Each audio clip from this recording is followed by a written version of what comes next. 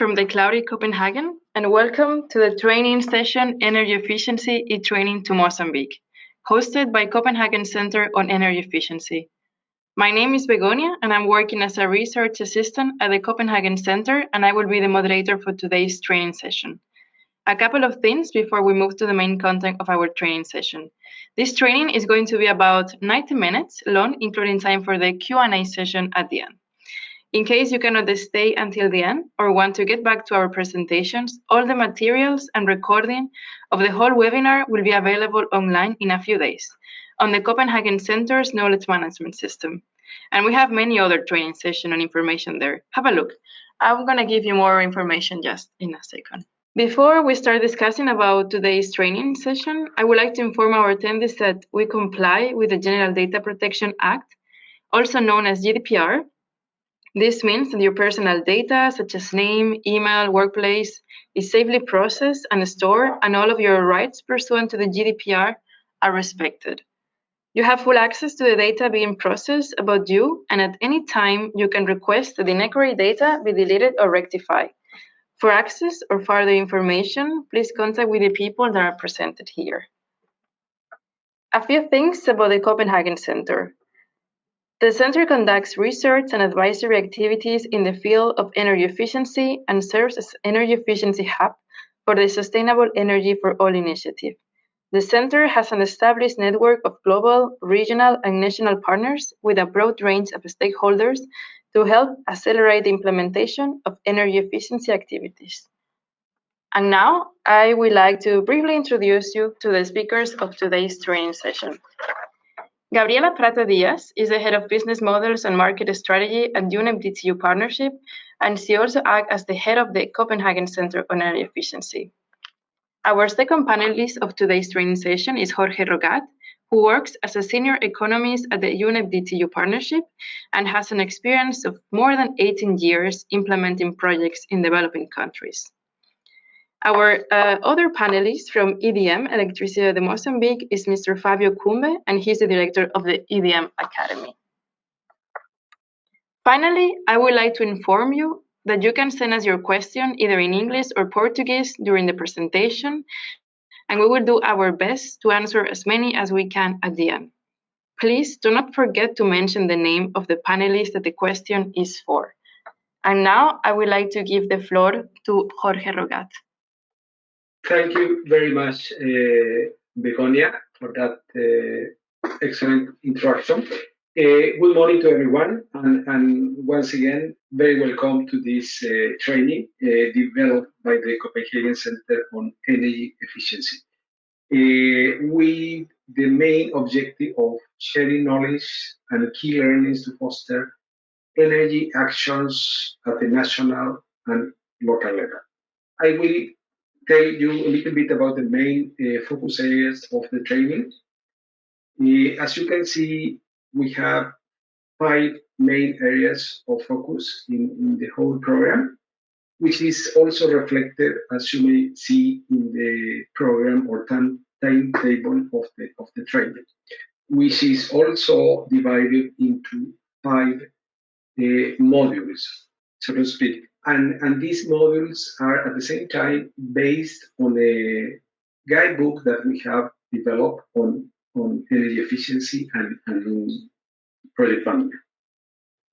Well, the main focus areas, as you will see, are basic about energy efficiency, benefits, opportunities, policies, strategic planning, and project implementation, mainly implementation of projects, public and commercial abilities and existing services associated with it, water provision services as well, business models and finance, and monitoring, or something we call measuring, reporting, and verification.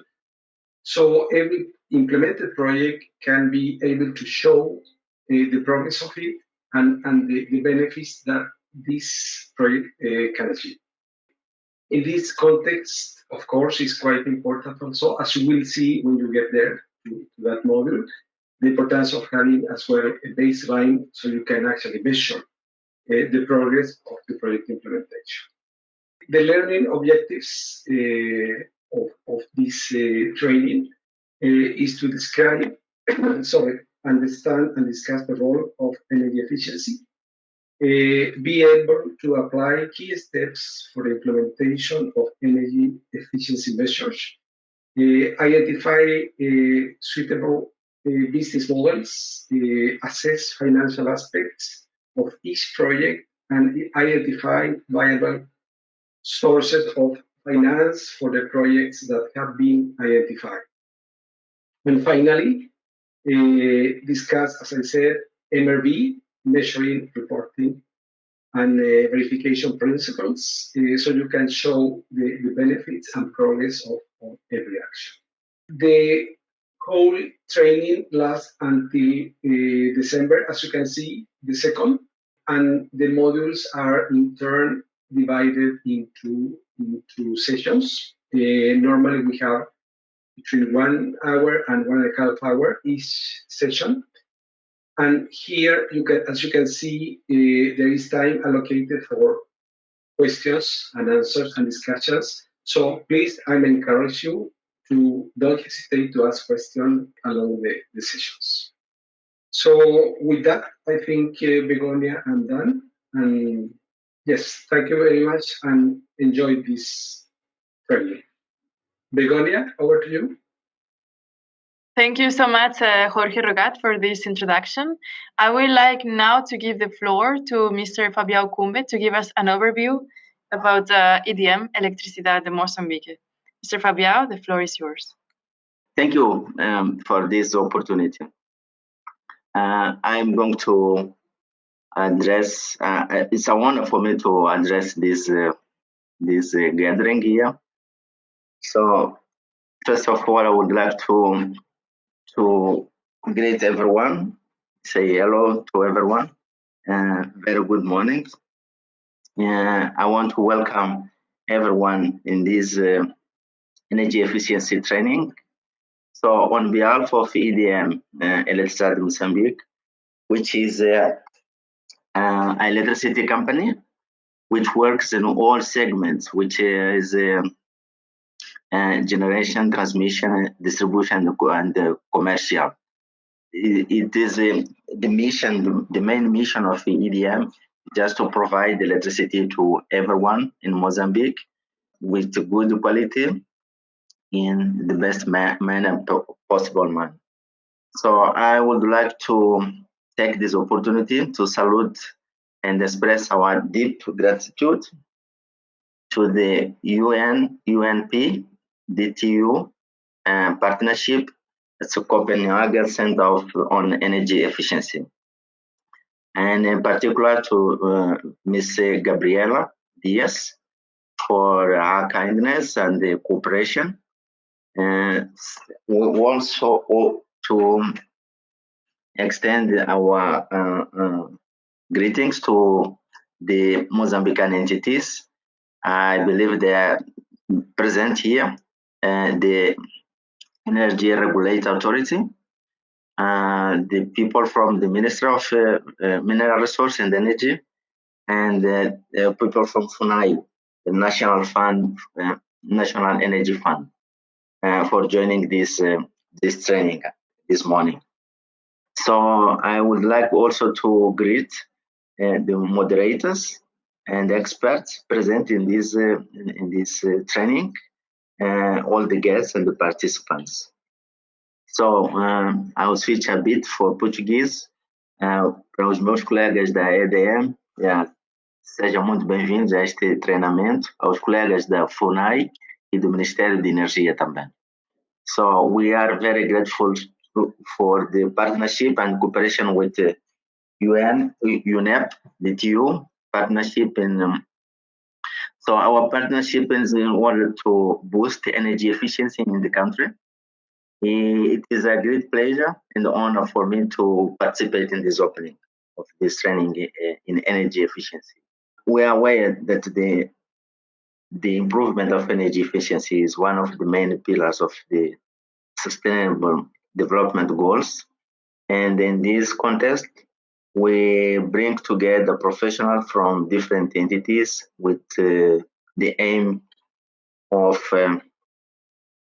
mainly promoting the development and the knowledge sharing in energy efficiency, in which we have C2E2 as the main player. Also, we want to make energy efficiency activity more comprehensive in different areas, ranging from the creation of policies, regulations, and standards to the implementation of concrete measures also.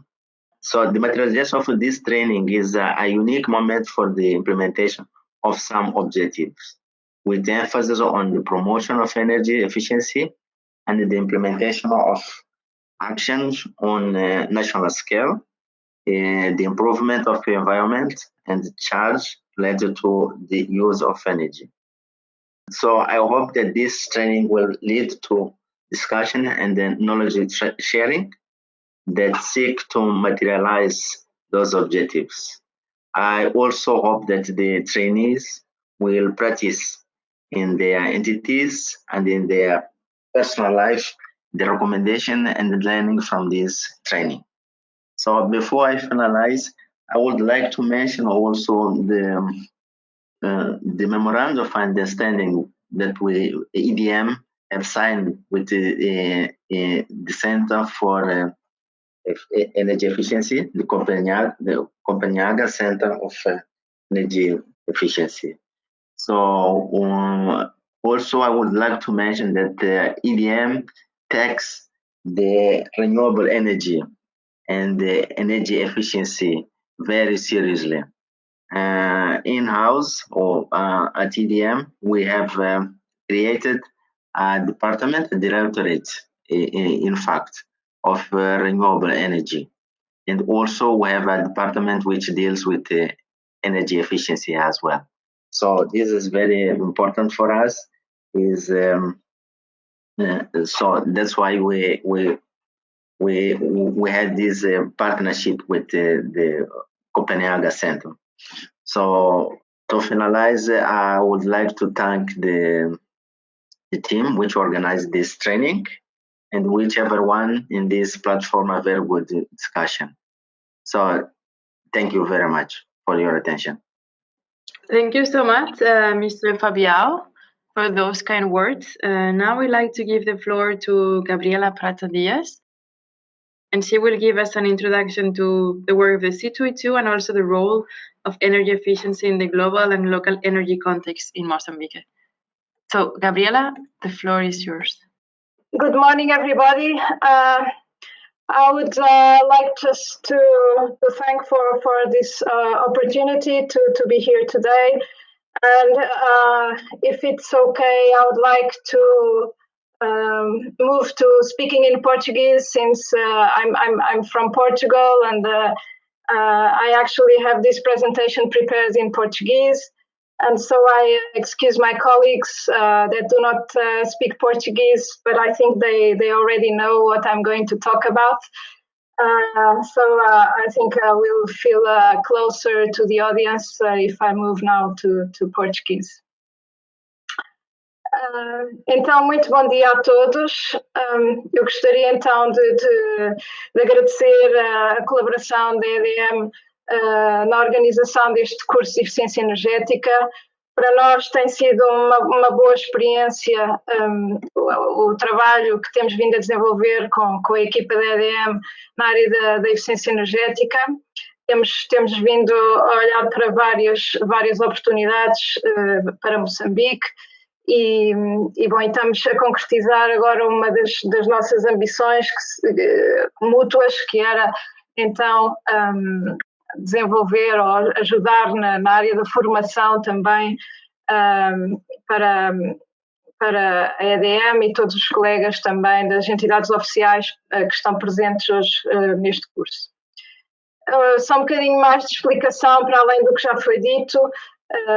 O Centro de Eficiência Energética de Copenhaga está incluído numa organização que tem pelo nome UNEP-DTU Partnership, portanto é um centro de colaboração do Programa de Ambiente das Nações Unidas, da UNEP, e a Universidade Técnica da Dinamarca. Portanto, debaixo deste chapéu é onde funciona o Centro de Eficiência Energética de Copenhaga. Nós temos financiamento do governo dinamarquês para ajudar países em desenvolvimento a melhorarem e a avançarem com a implementação, não só na área da política de eficiência energética, mas também na implementação de projetos concretos de eficiência energética, principalmente nos países em desenvolvimento, claro está, mas também ao nível das cidades e da atuação local. Com muito gosto que estamos aqui hoje, que assinámos um memorando de entendimento com a Eletricidade de Moçambique em maio e já temos vindo a concretizar várias atividades, pelo que esta é mais uma, muito gratificante. Como já foi explicado, é um curso dedicado à eficiência energética. Terá uns módulos que serão mais detalhados, mais técnicos, outros mais abrangentes e mais introdutórios. Eu vou fazer agora de seguida já uma introdução ao tema da eficiência energética e da sua importância, o seu papel a nível global e as oportunidades que existem também ao nível local. Os meus colegas que virão nos dias a seguir serão de outras nacionalidades. Eu julgo que serei a única que poderá fazer a apresentação em português, por isso peço a paciência aos colegas para seguirem o resto das apresentações em inglês e que serão vários colegas especialistas nas diferentes vertentes da eficiência energética. Só um bocadinho mais de explicação. Nós, a título institucional, a nossa organização está enquadrada, como eu disse, nesta parceria entre a UNEP e a Universidade Técnica da Dinamarca. Temos 3 áreas de atuação principais, uma na área do planeamento e política energética, uma outra na área da transparência, que ajuda, no fundo, os governos locais e nacionais a reportarem a parte das emissões evitadas, com o objetivo de contribuir não só para os Objetivos de Desenvolvimento Sustentável, mas também no âmbito do Acordo de Paris. E temos também uma área estratégica de desenvolvimento no que diz respeito a modelos de negócio e mercados. Fazemos muitas ações de formação em todas estas áreas e temos também, como estamos enquadrados na Universidade Técnica da Dinamarca, temos também uma forte componente de investigação e análise. Temos muitos investigadores presentes na nossa equipa, somos cerca de 70 pessoas que trabalham em todas estas áreas, não só na área da eficiência energética, e portanto este é mais ou menos então o enquadramento em que estamos incluídos. No caso específico do Centro de Eficiência Energética de Copenhaga, portanto, entrando um bocadinho, afunilando um bocadinho mais nos nossos objetivos, temos como principal foco acelerar os programas de eficiência energética em países e cidades. Portanto, nós prestamos apoio a países e cidades. Neste caso, no caso específico de Moçambique, temos também este relacionamento através de um memorando de entendimento com a Eletricidade de Moçambique. Portanto, trabalhamos ativamente o conhecimento com as entidades e as empresas que estão em a sua área de negócio na área da energia. E com isso tentamos apoiar que se desenvolvam projetos públicos e privados, ou públicos e privados em conjunto, na área da eficiência energética, e tentamos também fazer a demonstração e informação para que estes projetos possam multiplicar e ajudar, no fundo, a transferência de conhecimento no domínio da eficiência energética. Como já mencionei, nós trabalhamos com vista aos Objetivos Globais para o Desenvolvimento Sustentável. Só um bocadinho de enquadramento, como julgo que sabem ou que saberão, existem 17 objetivos globais para o desenvolvimento sustentável no âmbito que foram definidos no âmbito da Agenda 2030 das Nações Unidas. Nós, em concreto, trabalhamos para vários destes objetivos, ou como objetivos focais para a nossa atividade, nomeadamente o número 7, que tem a ver com a eficiência energética, energias renováveis e o acesso à energia, o que são 3 temas que são muito caros a Moçambique. O número 13, ação climática, e o número 17, no fundo, a realização de parcerias para atingir os outros objetivos. Entrando já mais em concreto no objetivo número 7, um bocadinho de revisão também, há um objetivo que é o 7.3, que diz respeito à eficiência energética, que no fundo tem como princípio duplicar a melhoria da eficiência energética até 2030. Portanto, é uma meta bastante ambiciosa. Já estamos na reta final, estamos em final de 2020, temos 9 anos pela frente para concretizar este objetivo. E este objetivo, eu gostaria de salientar aqui que se mede em termos de intensidade energética. A intensidade energética é medida, eu vou falar disto mais à frente, em termos da energia primária e do produto interno bruto. Portanto, no fundo, diz respeito à quantidade de energia que é necessária para produzir uma unidade de produto interno bruto. Portanto, quanto menos energia for necessária para produzir uma unidade de produto, em princípio, mais eficiente será a economia. E a ideia é duplicar esta intensidade energética até 2030.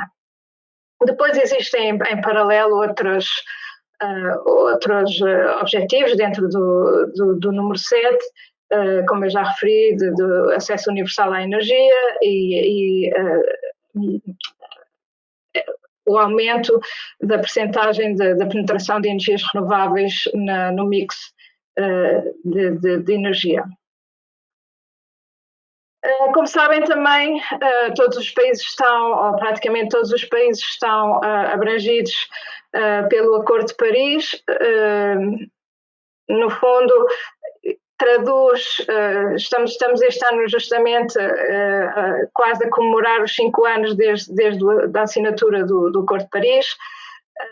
No fundo, foi o estabelecimento de metas e da forma como lá chegar. Aqui neste slide estão resumidas as principais características do Acordo de Paris, no fundo com os seus objetivos na primeira coluna, limitar o aumento da temperatura, ter os objetivos específicos na área da adaptação, na área do financiamento, na área da tecnologia. Depois ter uma segunda coluna de esforço, que é, no fundo, a representatividade nacional, que cada país pode fazer com o objetivo não só da mitigação de gases com efeito de estufa, mas também a adaptação às alterações climáticas. Todo o trabalho de transparência, de cooperação na área da formação, que é o que estamos aqui a fazer hoje, coordenação de política de energia e não só, e mobilização de apoio. Depois temos a área da transparência, no fundo, o que eu também já referi no início, ajudar os países a terem metodologias próprias e eficazes e que reflitam, no fundo, o esforço que está a ser feito para reportar os programas e as ações que estão a ser implementadas com vista a atingir os objetivos do Acordo de Paris. E, no fundo, também uma última parte que tem a ver com a avaliação do progresso que tem sido feito ao longo do tempo para estes objetivos do Acordo de Paris. Eu gostava de referir que no âmbito do esforço nacional, os países têm a obrigação, debaixo do Acordo de Paris, de produzir um documento que se chama Contribuições Nacionais Determinadas, e que podem ser revistas cada 5 anos, ou que deverão ser revistas cada 5 anos. Estamos agora em fase de revisão dos documentos iniciais que foram submetidos inicialmente com a assinatura do acordo, portanto passaram já 5 anos e os países têm agora uma oportunidade de rever qual é o contributo e como é que irão implementar esse contributo, no fundo, para atingir os objetivos do Acordo de Paris. A eficiência energética aqui é sem dúvida uma área muito interessante no domínio da mitigação, no fundo, para reduzir as emissões. E eu gostaria aqui de chamar a atenção, até para os colegas que estão mais envolvidos na área se calhar do Ministério e que têm mais diálogo ou mais interesse e trabalho nesta área, até para considerarem a eficiência energética como sendo uma das ferramentas para poder atingir os objetivos do Acordo de Paris. Portanto, há agora uma oportunidade para rever esses programas, essas metas, essas políticas e essas ferramentas, no fundo, de como atingir estes objetivos. Agora, eu gostaria de dar também um panorama de como é que tem vindo a desenvolver-se a intensidade energética ao longo dos anos. Qual é o desafio que temos pela frente? Na verdade, tem havido uma melhoria de cerca entre 1,5% e 2% ao longo dos últimos anos. Este esforço para podermos concretizar o Acordo de Paris deveria estar na ordem dos 3%. E na verdade estamos ainda bastante abaixo. O único ano em que estivemos perto dessa meta foi em 2015 e de facto tem que haver aqui um esforço maior e há uma grande oportunidade porque, segundo cálculos da Agência Internacional de Energia, só a eficiência energética poderia contribuir com cerca de 40% da redução de emissões que é necessária para cumprir com o Acordo de Paris. É sem dúvida uma área que pode ser muito eficaz e que necessita de um maior esforço, como vemos a nível global. Este é o panorama que temos vindo a assistir. Vamos ver como é que resulta 2020, ainda por cima num contexto de pandemia. Seguramente as emissões talvez reduzam em alguns setores, mas não há ainda certezas sobre outros. Também, em termos globais, eu gostava de referir aqui a poupança de emissões de gases de efeito de estufa por tipo de medida.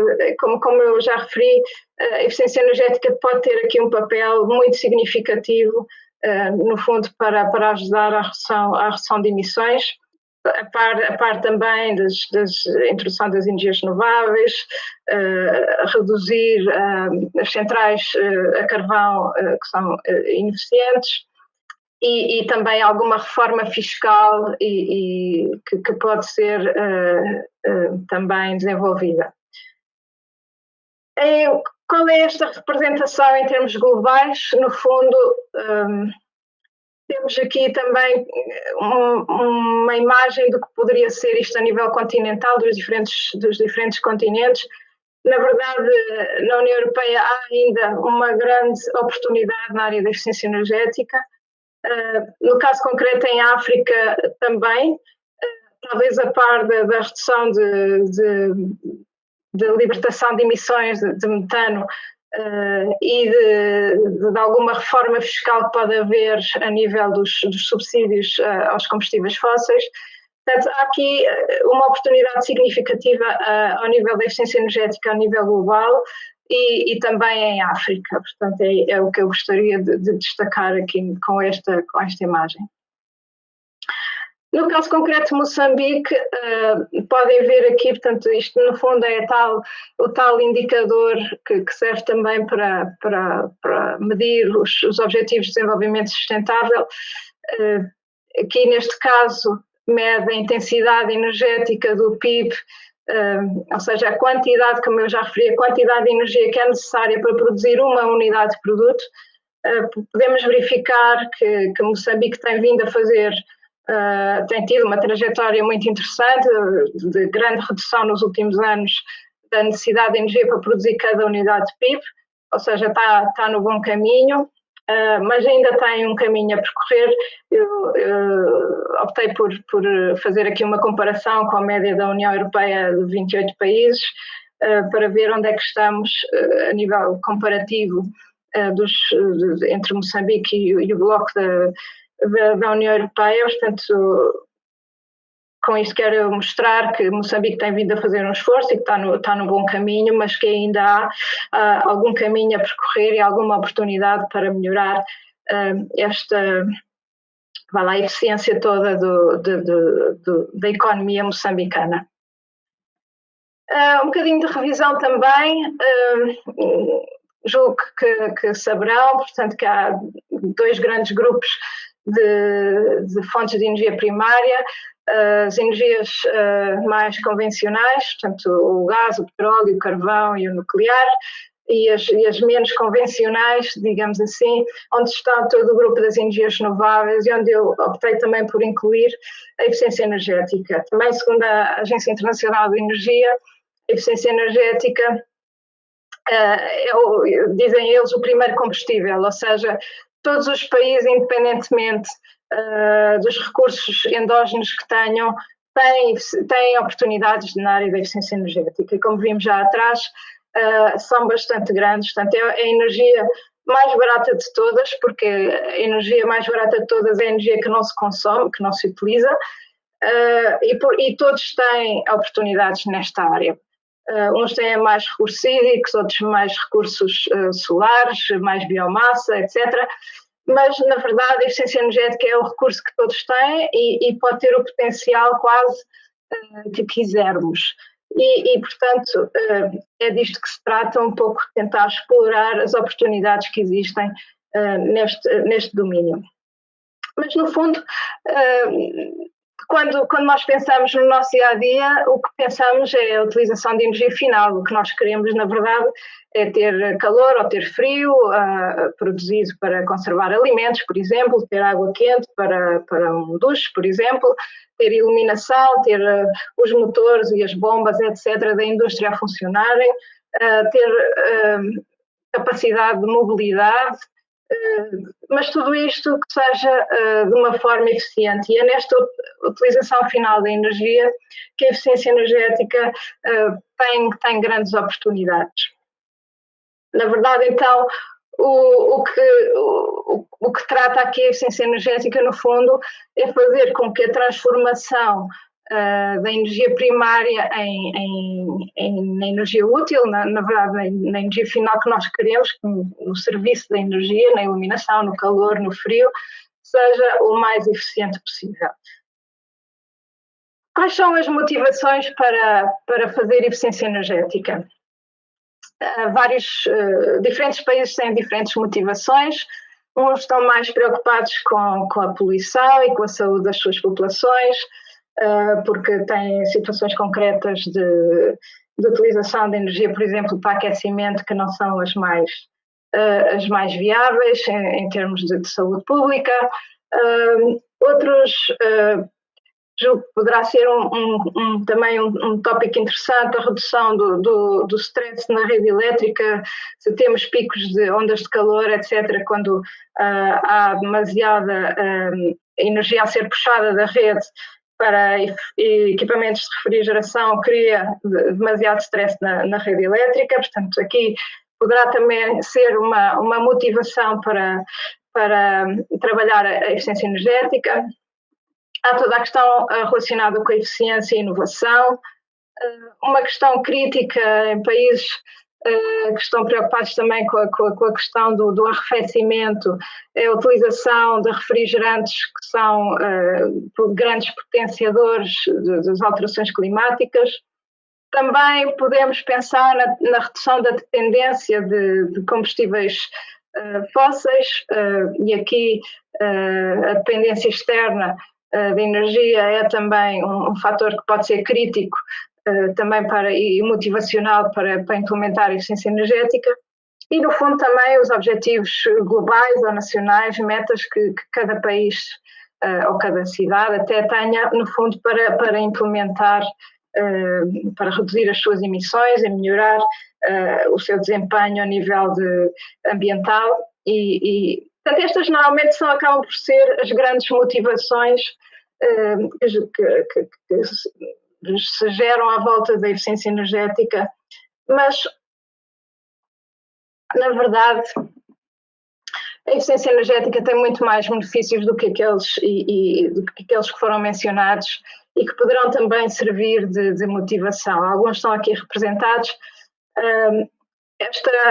Nós chamamos esta flor dos benefícios múltiplos da eficiência energética, no fundo reflete bem praticamente a totalidade do interesse que poderá ter a eficiência energética, para além da poupança de energia, da redução de gases com efeito de estufa. Ao estarmos a reduzir a procura de energia, estamos também a melhorar a segurança energética, por exemplo, a nível nacional. Se eu consumo menos, tenho menos dependência externa, ou seja, tenho mais capacidade de abastecimento energético.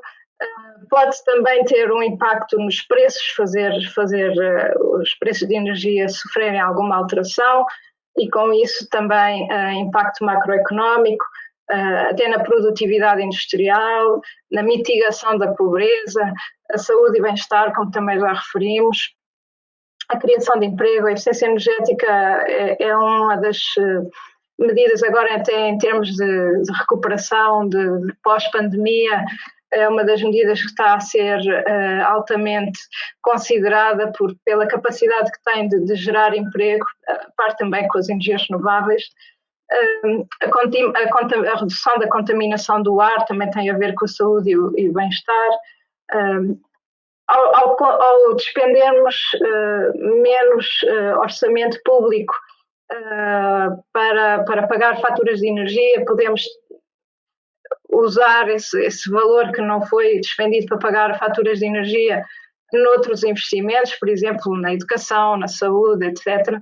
Portanto, há uma transferência de benefício para outra, poderá haver uma transferência de benefício para outras áreas e no fundo, melhorar também os ativos que estão disponíveis a nível da infraestrutura, vá lá, de abastecimento de energia e não só. Portanto, isto é uma multiplicidade de benefícios que a eficiência energética pode trazer, alguns diretos, outros indiretos, mas que deverão ser considerados quando se olha para a política de eficiência energética, para as medidas de eficiência energética a nível nacional ou a nível local. Quais são os principais tópicos que se devem ter em consideração quando se pensa em eficiência energética? Para já ter em primeiro lugar, eu vou ler este gráfico de baixo para cima, uma política de eficiência energética bem estabelecida, bem definida, com objetivos claros, ter uma legislação e um enquadramento regulatório que o defina bem, ter também instituições que sejam capazes de garantir o acompanhamento e ter uma configuração institucional capaz de implementar estas políticas públicas de eficiência energética, ter um setor energético devidamente flexível e capaz de servir, no fundo, os interesses também da eficiência energética, sem estar agarrados demasiado só a efeitos de venda do quilowatt-hora, por exemplo. Ter preços de energia que, no fundo, reflitam o efetivo custo da sua produção. Ter uma regulamentação específica para setores específicos que diga respeito à eficiência energética, e aqui podemos estar a falar das diferentes subsetores da indústria, por exemplo. Ter, se possível, incentivos financeiros para que sejam atingidos objetivos mais concretos de eficiência energética mais rapidamente. ter um regime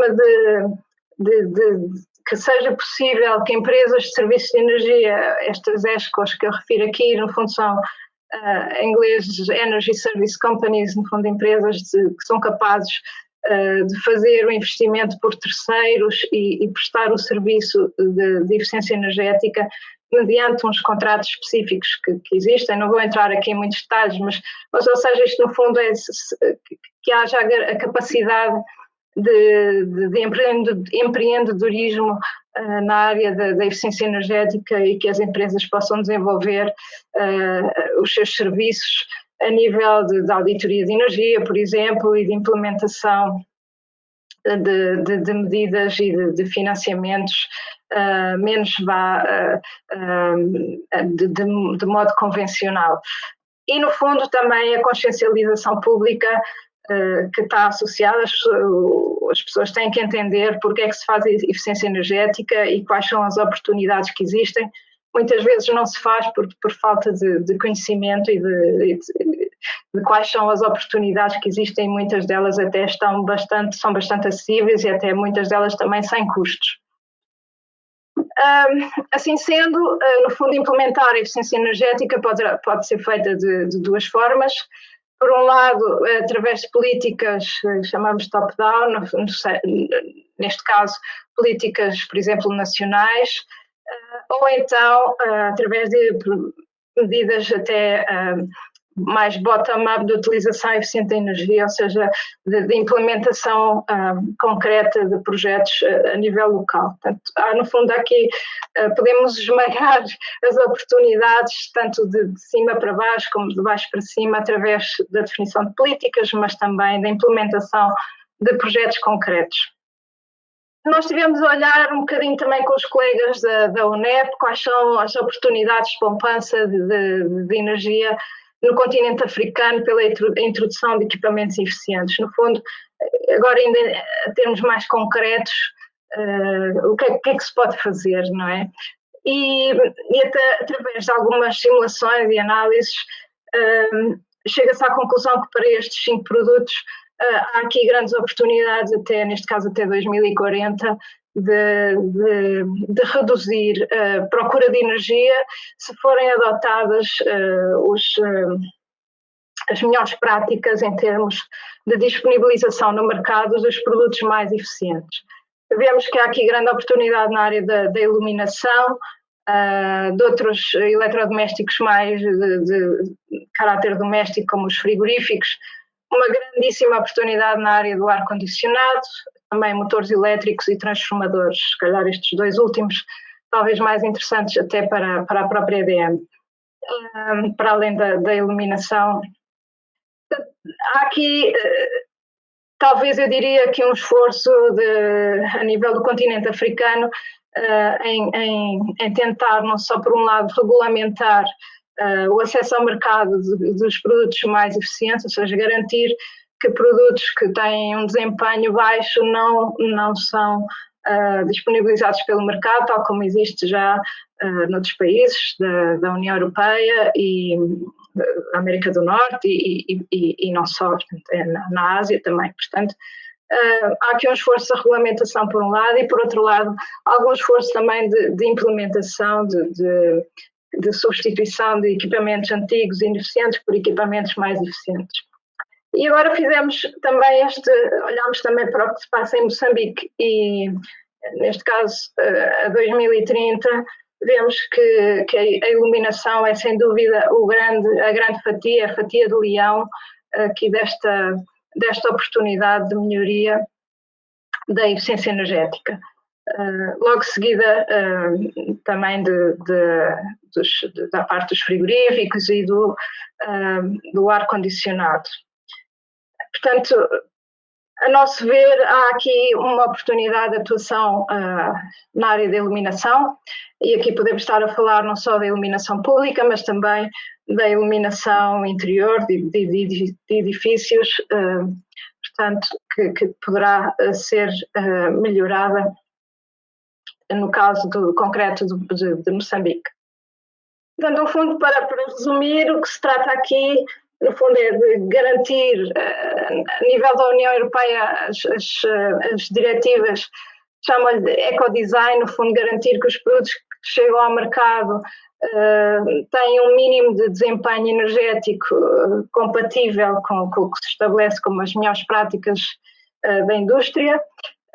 Isto por um lado, e o outro lado da moeda, no fundo, é a etiqueta energética. Já deverão ter visto colados em alguns equipamentos e etiquetas deste género. No fundo, estas por acaso que estão aqui neste slide são as brasileiras, mas no fundo o que informa o consumidor, tem como objetivo informar o consumidor qual é o desempenho da energia, em termos de consumo de energia de cada um destes eletrodomésticos. Em termos de políticas e programas de eficiência energética, então como é que isto se pode fazer? Como é que se poderá implementar na prática? Na verdade, a primeira coisa a fazer, é o quadradinho da esquerda, é saber exatamente quanto consumimos e onde consumimos e porquê que consumimos. Portanto, qual é a energia em cada setor, em cada momento. Por isso é bom conhecer, seja um país, seja uma cidade, seja uma indústria, saber exatamente quanto é que consumimos em cada momento, em cada equipamento, para saber depois o que é que há para fazer. E identificando as oportunidades, podemos então definir uma estratégia e a partir daí um plano com objetivos concretos, passar ao investimento, se for caso disso, ou apenas alterações a nível processual, por exemplo, e finalmente a última e não menos importante, garantir que se faz uma monitorização das alterações que forem da implementação dos planos. Portanto, se efetivamente resultaram as medidas que se definiram, que se foram implementadas, se resultaram, ótimo, se não resultaram, porque é que não resultaram e tentar corrigir. Portanto, é importante haver este circuito fechado entre não só ter sempre o conhecimento atualizado do que é que se consome e onde, e para poder ir definindo medidas novas ou ajustando as que entretanto foram implementadas e que por algum motivo não tiveram o efeito esperado. Isto chamamos a monitorização e a verificação. Portanto, na verdade, para isto mais em termos locais, mas poderá ser aplicado até a nível nacional ou até mesmo a nível setorial, identificar quais são os setores que mais consomem e onde e porquê, e aqui podemos estar a falar de edifícios, transportes, água, saneamento, etc.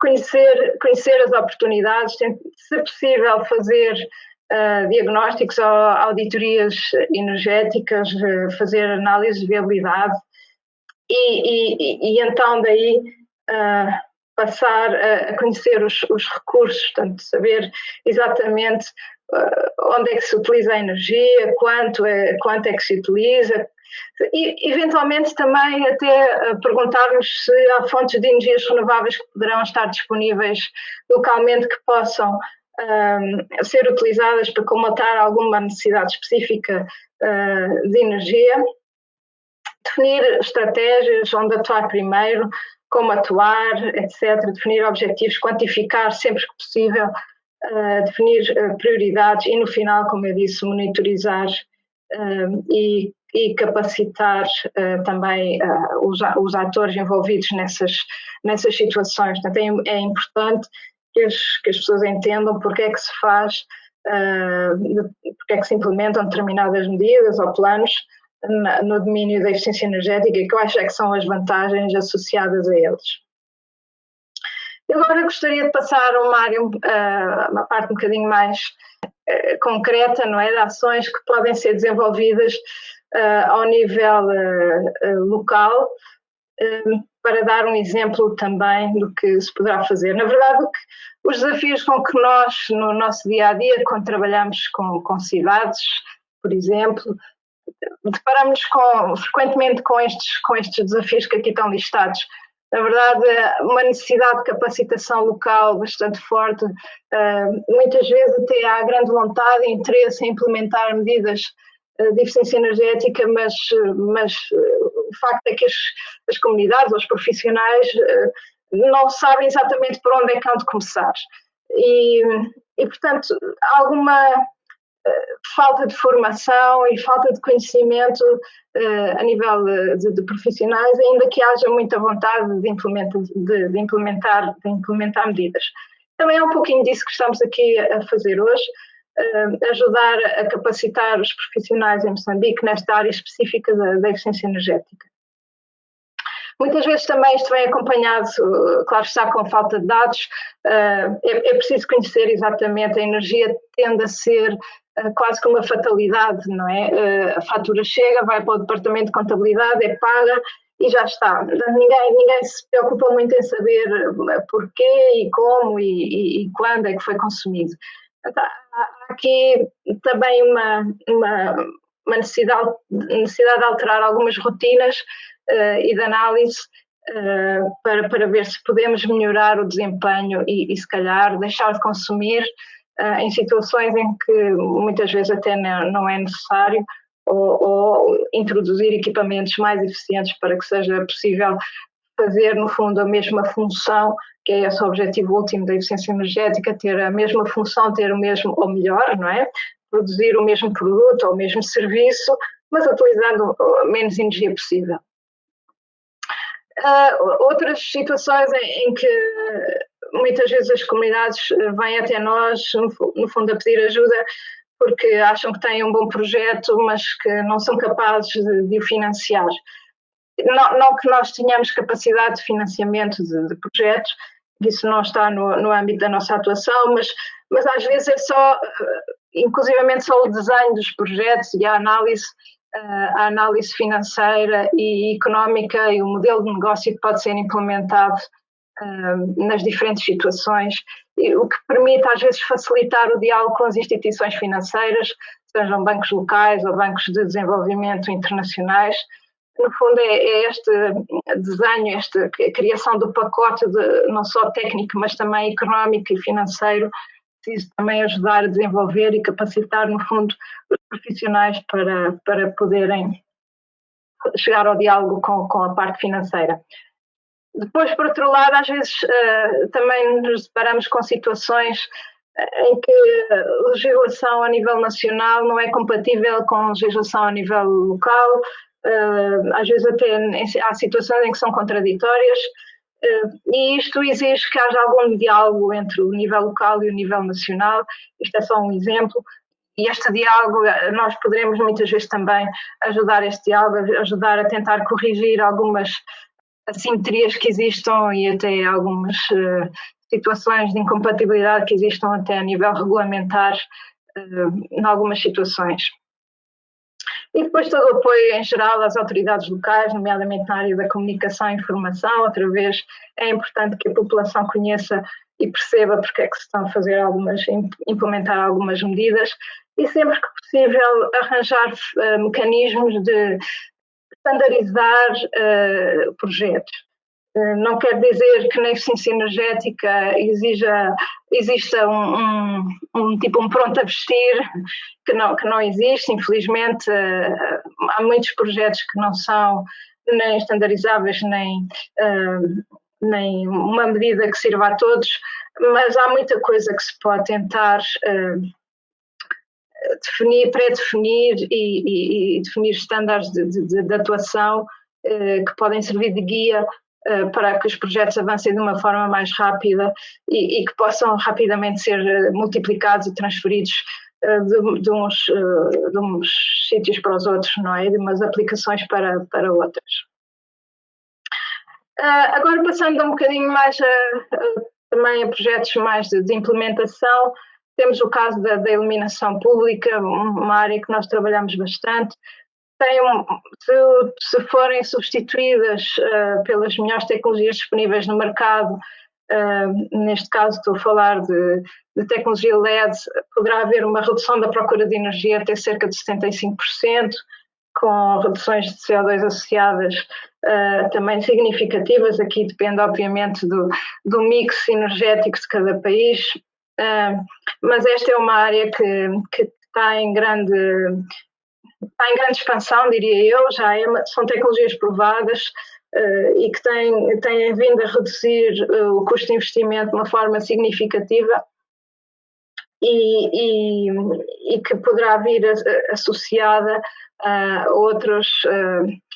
outras situações de interesse associada à iluminação pública, no fundo, toda a rede de gestão da rede de iluminação pública e até, se possível, a utilização das ferramentas de internet das coisas, não é? Internet of Things, para a monitorização de outras condições, nomeadamente, por exemplo, condições atmosféricas, qualidade do ar, ruído, contagem de pessoas, etc. E gestão de tráfego pode ser interessante também, no fundo, neste conceito se fala muito de smart city, não é? De introdução da inteligência na gestão das redes e das cidades. E tudo isto associado a mecanismos de financiamento que podem ser mais ou menos inovadores. Portanto, este é um exemplo que nós normalmente chamamos, em inglês dizem low hanging fruit, portanto, com capacidades de recuperação do investimento muito rápidas e com ganhos significativos na área da poupança de energia. Outra área que também temos vindo a olhar é o que chamamos o nexus água-energia, ou seja, como é que, poupando energia no setor do abastecimento de água, podemos também poupar água. Na verdade, estamos a olhar para tudo o que tem a ver com a produção de água, distribuição, bombagem e tratamento de águas residuais. E aqui há grandes oportunidades na área da substituição de bombas e motores, a introdução de variadores eletrónicos de velocidade, controle de perdas e até de medidores com grande potencial de benefícios a nível da poupança de energia, redução de custos, de emissões, redução de água não cobrada, perdas, etc. E aumento de vida útil do sistema. Temos vindo a verificar que há projetos até de populações que não estão abastecidas com água, que pelo facto de melhorar todo o sistema já existente consegue levar a que sobrem recursos que depois podem ser utilizados para fazer chegar água a populações que até à data não eram servidas de água potável. Portanto, são projetos bastante interessantes e que têm a dupla valência não só de reduzir emissões, o tal contributo na área da mitigação, mas também na área da adaptação, também com objetivos de poupança de água.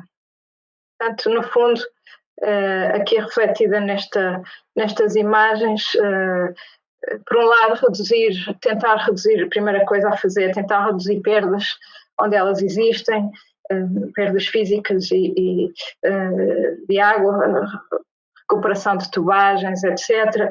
A introdução de equipamentos modernos e eficientes. Chegámos a ver também em África em projetos que a substituição de um motor-bomba poderia ter uma recuperação de investimento na ordem dos 3 meses. Aqui estamos a olhar para uma rede de abastecimento de água em cujos motores e bombas eram dos anos 60, noutro país da África. Portanto, a recuperação a rapidez de recuperação de investimento é muito interessante. E depois tudo o que tem a ver também com a medição, saber exatamente quanto consumimos e onde consumimos para poder atuar e definir estratégias. Um dos temas específicos deste curso, como discutimos com a EDM, é ver quais são as oportunidades para atuar nos edifícios. E aqui vamos ter alguns colegas a explicar as diferentes vertentes destas oportunidades. aqui estamos, em nível global, estamos a falar deste tipo de edifícios, não só de habitação, mas também blocos de apartamentos, escolas, hospitais, hotéis, equipamentos desportivos, etc. E do lado esquerdo, onde estão as oportunidades de atuar, tanto no aquecimento, em situações em que há necessidades de aquecimento, mas também de arrefecimento, ventilação, como produzir águas quentes sanitárias, até a iluminação interior e ou exterior dos edifícios, e muito importante a parte do isolamento, que também não só paredes, chão e tetos, coberturas, mas também as próprias ter janelas adequadas com uma capacidade ou uma eficiência adequada.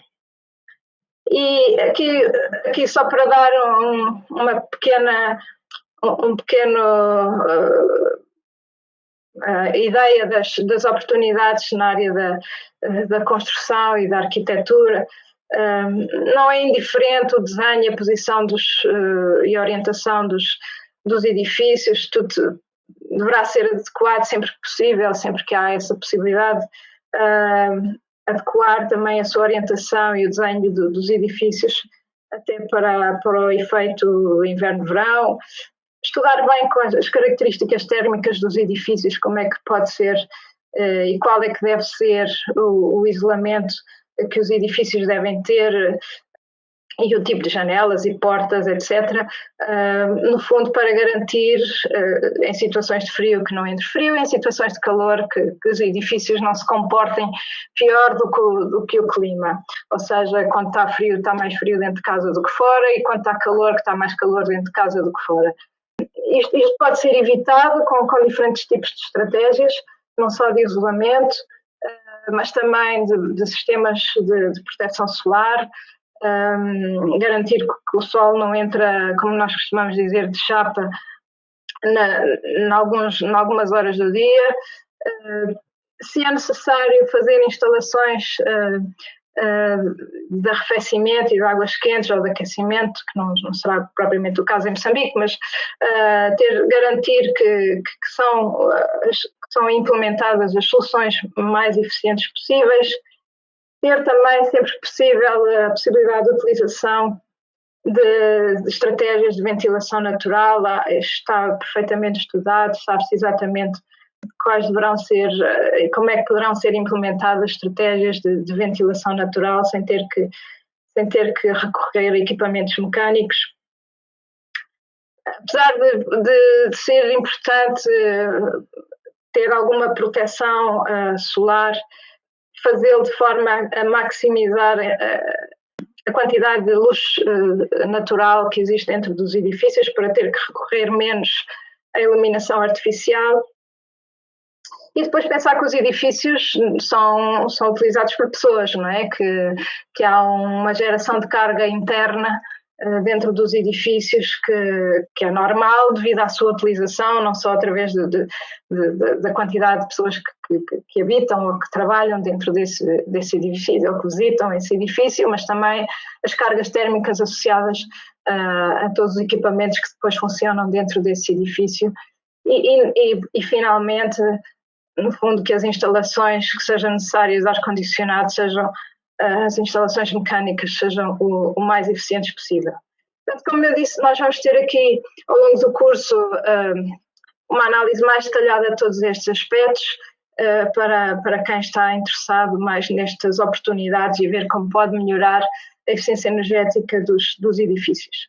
Por fim, também ainda relacionado com os edifícios, temos vindo a verificar a necessidade crescente de arrefecimento, principalmente nas cidades, e isto é uma imagem do que normalmente temos tendência a ver em algumas áreas, nas áreas mais quentes, nas regiões mais quentes do globo, e que tem consequências a nível da procura de energia, como saberão, mas também de geração de calor e da formação das tais ilhas térmicas urbanas, no fundo, para além de todo o aspecto da utilização de refrigerantes nestes equipamentos, que poderão ser altamente nocivos ou seja, com uma capacidade de geração de alterações climáticas pelos gases associados, que é importante controlar. Uma das soluções que nós trabalhamos em alguns países é o que chamamos o district heating e district cooling, no fundo o arrefecimento ou o aquecimento centralizado distrital, não é? E no fundo é uma consequência, até no caso que olhando especificamente para a questão do arrefecimento, no fundo há aqui grandes oportunidades através da utilização de sistemas mais centralizados. Na verdade, há a geração de frio através de fluidos térmicos que depois podem percorrer vários edifícios que depois são arrefecidos através de permutadores de calor e através, portanto, os fluidos térmicos são transportados por canalizações específicas que depois chegarão aos edifícios e através de permutadores de calor farão o arrefecimento. No fundo, aqui com vários objetivos, não é? De reduzir a necessidade de eletricidade para arrefecimento, poder também fazer aqui alguma gestão dos picos da procura de energia elétrica, redução das emissões de refrigerantes com grande potencial de aquecimento global, até cerca de 100%, portanto, se conseguirmos eliminar em zonas, conseguimos eliminar totalmente a utilização destes equipamentos e como consequência também a redução de emissões de CO2 e a redução do efeito de ilha de calor urbano associado pela utilização destes equipamentos. No fundo, estas são as principais características.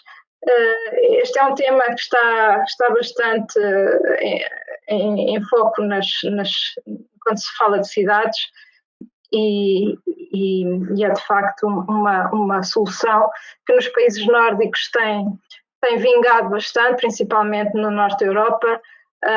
Só para dizer, por exemplo, mesmo Copenhaga, que está localizada numa zona mais fria do globo, tem necessidade de arrefecimento arrefecimento dos edifícios e inclusivamente o edifício onde nós trabalhamos também é arrefecido. Na verdade, aqui a fonte de arrefecimento é a água do mar, portanto, sempre que possível a utilização da temperatura da água do mar, e este é só um exemplo de arrefecimento que está neste momento a funcionar em várias áreas de Copenhague, utilizando a temperatura da água do mar. Gostava também de falar um bocadinho da integração das energias renováveis em edifícios. Aqui temos duas opções. Por um lado, a parte da geração de energia solar fotovoltaica, utilizando, portanto, a produção de eletricidade, utilizando as fachadas, as coberturas dos edifícios para a geração de energia elétrica, ou todas as estratégias de iluminação que eu já falei, referi antes. A integração da energia solar térmica, se há necessidade de aquecimento de água, ou em processos, ou para banhos, por exemplo, ou em processos industriais. E depois também as estratégias, enfim, de implementação nas cidades. Nem tudo tem que ser arrefecimento mecânico, nem com recurso a equipamentos.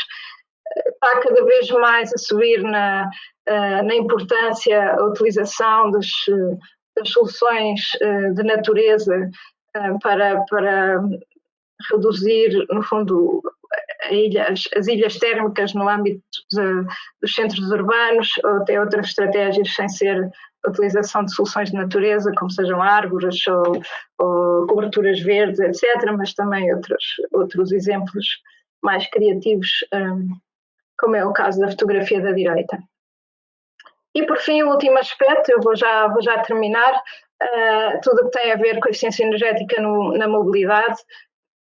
poder ter a opção dos veículos partilhados, e aqui estamos a falar não só de veículos automóveis, mas também de bicicletas. A fotografia de baixo diz respeito a infraestruturas, é uma fotografia de Copenhaga, são infraestruturas específicas apenas para bicicletas. Há aqui uma grande preocupação de garantir que as pessoas se podem movimentar de um lugar ao outro em bicicleta, e a própria Câmara de Copenhaga reconhece que é para já muito mais barato fazer a infraestrutura para a utilização de bicicleta do que fazer estradas para carros e caminhões, e depois que também tem um reflexo importante na qualidade de vida e na saúde até dos habitantes da cidade, porque de facto as pessoas acabam por se mexer mais e com efeitos em tudo o que tem a ver com as doenças cardiovasculares, que podem ser evitadas pelo facto das pessoas serem mais ativas. E por fim, tudo o que tem a ver com a logística de última milha, fazer com que as cidades estejam devidamente ordenadas e organizadas, de forma a não ter um trânsito massivo, por exemplo, de caminhões a entrar nos centros das cidades, mas sim ter veículos mais ligeiros, que até podem ser elétricos, a chegar para fazer o abastecimento do que chamamos a última milha, desde o exterior da cidade até ao ponto de venda, por exemplo, de algum produto.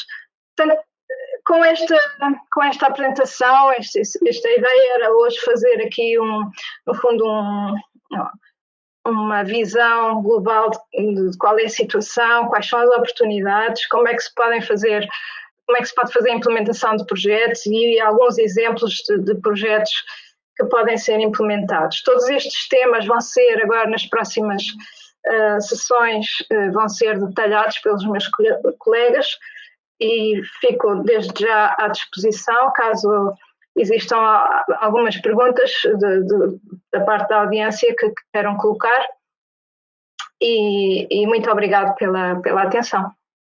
Begonia, over to you. Thank you so much, Gabriela, for the explanation.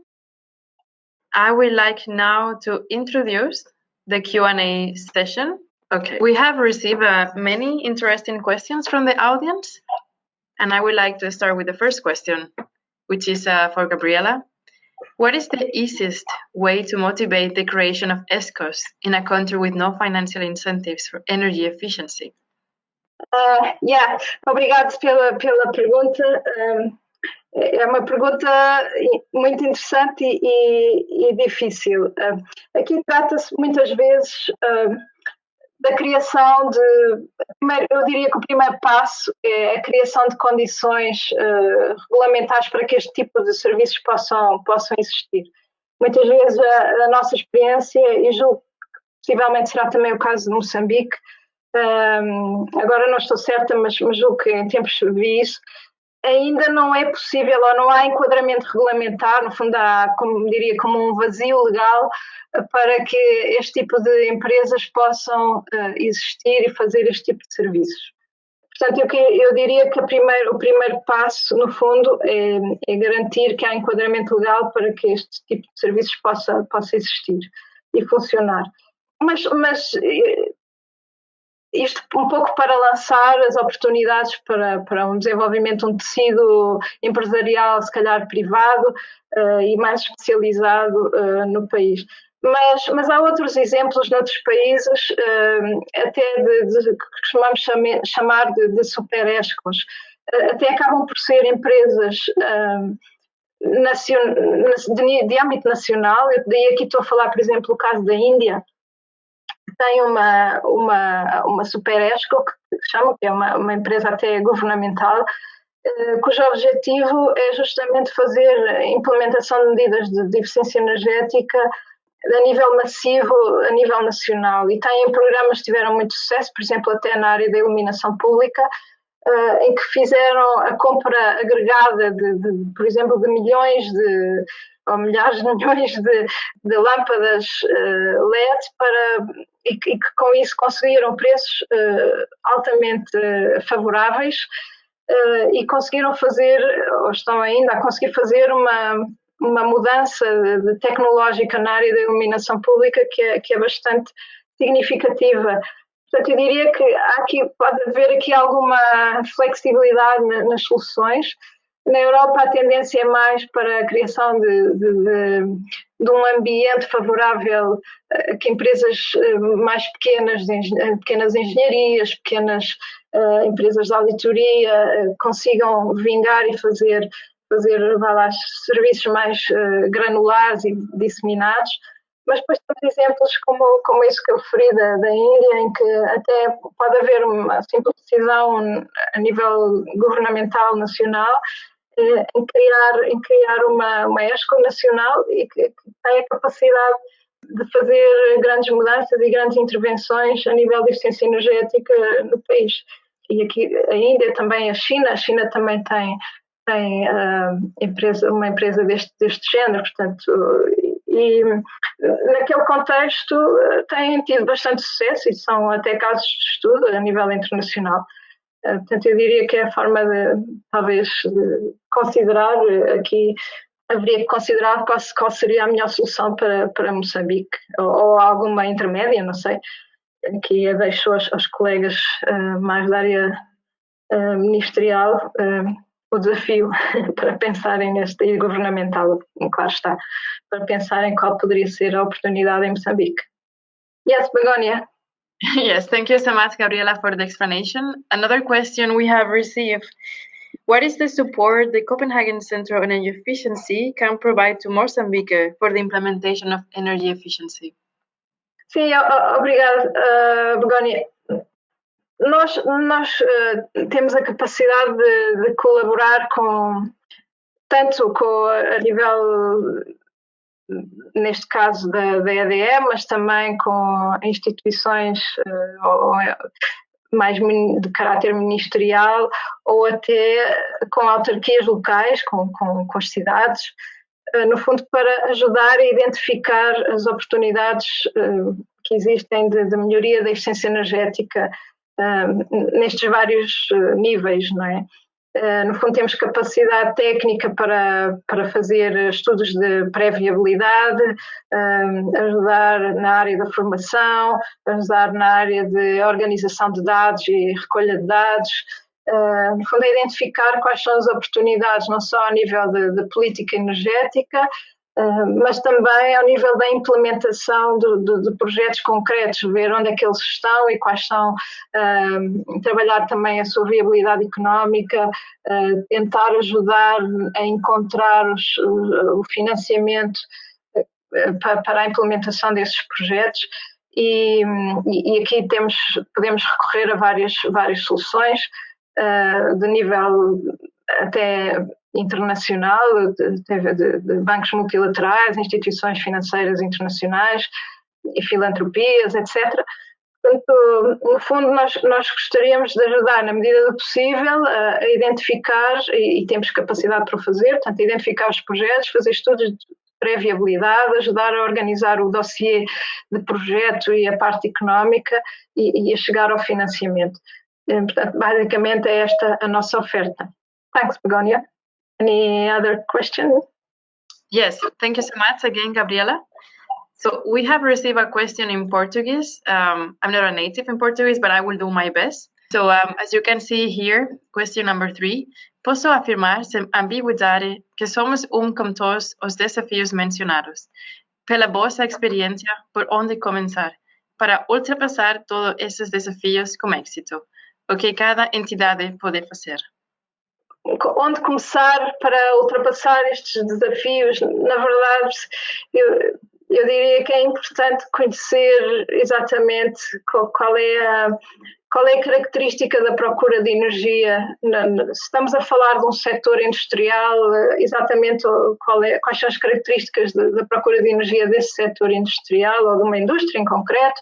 Estamos a falar de uma cidade, quais são os desafios dessa cidade. Tipicamente, a nível de gestão de cidades, acaba sempre por cair em aspectos que eu referi. Na verdade, é a iluminação pública, os edifícios públicos, toda a infraestrutura pública associada. Aqui estamos a falar não só de edifícios administrativos, mas também escolas, hospitais, centros de saúde, centros desportivos, este tipo de equipamentos. E depois também tudo o que tem a ver com a área da mobilidade, como podemos melhorar a mobilidade e ser mais eficientes na área do transporte, melhorando o transporte público, ajudando a utilização, criando mecanismos para a utilização de veículos mais eficientes, ou até, se possível, que as pessoas se desloquem a pé ou em chamamos os veículos suaves, não é? A bicicleta, por exemplo. E no fundo também todas as questões mais relacionadas com o aquecimento e o arrefecimento. No caso de Moçambique, provavelmente o arrefecimento será a parte crítica. E a nível nacional, a definição, podermos olhar para as políticas públicas, começar nos grandes objetivos chapéu, não é? Na definição das contribuições nacionais determinadas para o Acordo de Paris, mas depois ter toda a cascata de legislação e de enquadramento regulatório que é necessário que venha a jusante, não é? Portanto, da legislação, a criação de regulamentos específicos setoriais, e depois ter instituições que sejam capazes de fazer o seguimento da implementação dessas políticas públicas. Portanto, há estes vários níveis que eu diria que quase que todos são urgentes, mas que podem ser simultâneos na maioria das situações. Thanks, Begonia. Yeah, thank you so much, Gabriela. And we have received a last question. It is as follows. Will we have a specific guidance to design bankable energy efficiency projects and business models? Sim, neste curso em concreto haverá pelo menos 2 colegas ou 3 que falarão sobre estes aspectos. Portanto, vão ser abordadas as diferentes soluções de forma um bocadinho em termos de formação, não é? Mas se houver situações concretas em que possamos ajudar, estamos também, obviamente, disponíveis para olhar para elas, e no âmbito desta colaboração com a Eletricidade de Moçambique ou fora dela, se for caso disso. Portanto, se houver projetos concretos, podemos considerar olhar para eles também. Portanto, por um lado, sim, na área da formação, neste curso em concreto, e por outro lado, se forem coisas específicas ou algum projeto concreto, sim, também poderemos considerar olhar para eles, dependendo um bocadinho depois qual é a natureza do projeto, etc. Mas sim. Thank you so much, Gabriela, for the detailed responses to the questions. Well, ladies and gentlemen, finally we come to the end of this training session. I would like to say thank you to the panelists for the informative and interesting presentations, and to the audience for the active participation. We hope that the presentations will be beneficial for all the stakeholders involved in energy efficiency, and thank you so much for your attention, and wish you a good day or night from Copenhagen.